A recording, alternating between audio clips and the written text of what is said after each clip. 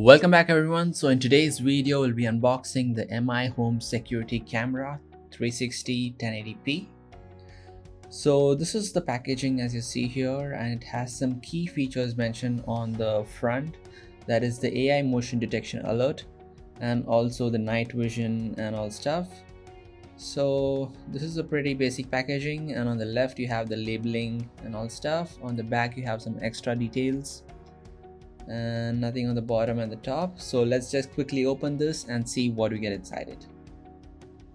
So first off we get the small box. Let's see what's inside this.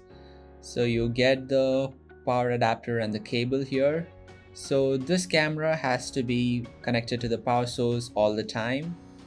So let's just open this and see. Basically this is a USB to mini USB cable.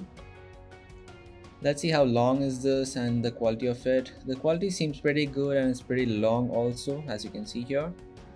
So let's just put that aside and see what else is in the box. So you also get some paperwork here. This is the basic manual that you receive always.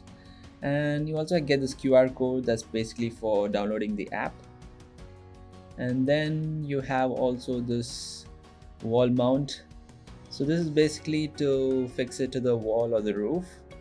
You get some screws and this thing to mount it. So that's it in this box, and let's see what's inside. And finally we just have this MI camera itself. As you can see, this looks really awesome. It looks kind of a futuristic product. And on the back you have this speaker grill, and at the bottom you have the reset button and the port for the power supply.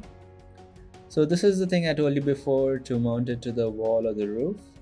So you just have to fix it and just twist it. You can also place it on your desk as a desk camera.